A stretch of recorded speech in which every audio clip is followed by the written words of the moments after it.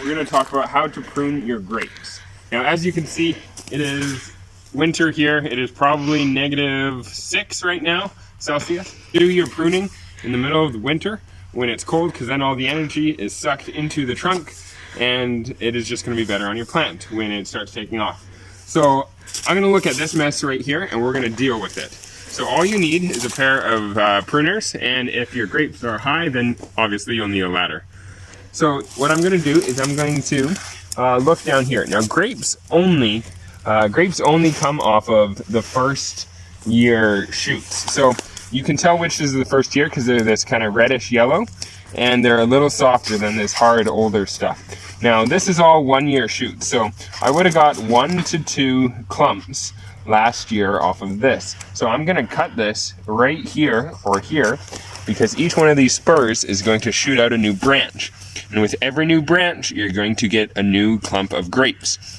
So if I cut it here, I'm going to get 1 branch with 1 to 2 clumps of grapes. If I cut it here, I'm going to get 2 branches with 2 to 4 clumps of grapes. Now, because this is low on it, I don't want tons of branches coming off here.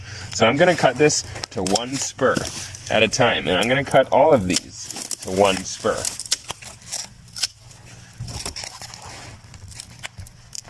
And remember, it will look like you have destroyed your grapes by the end, but you will not. Grapes can take a lot of abuse when it comes to pruning, but you will not get any grapes unless you have spurs from this 1 year stock. Okay, I'm going to continue to cut this. It looks like 2 spurs, but they're pretty close, so I'm going to leave those ones. And anything that's old like this, you can trim off and just clean up a little bit. You're going to get some old stuff like this, and you can see here that this didn't take this year, even though I pruned it there last year. So I'm going to cut all that off just to clean that up. And I'm going to take all these down to that spur, and that's going to give me a good amount of grapes lower down and not too much. Up higher, what I'm going to do is I'm going to leave 2 spurs at a time. I'm going to leave 1, 2 spurs.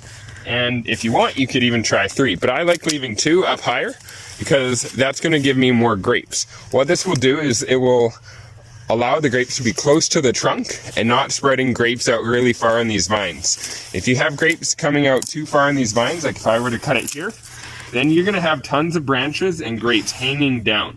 And you don't want your grapes to be sitting on the ground. And if it's too heavy, there's always a chance it can break this. So by cutting it down close, you're going to reduce the chance that you're going to have any snappage or breaks or too much kind of bushing out and growing out of control on you. Okay? So that's how I'm going to do my grapes all throughout.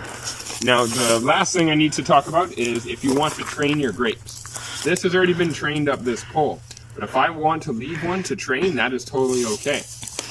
Up here, I will leave 1 runner from each plant to go across any kind of trellis, and usually the longest and the healthiest one is the one that I'll leave, and I'll tie it up or I'll wrap it around and do my best. But I'm going to do that for the rest of my grapes and get this done. That's how to prune grapes.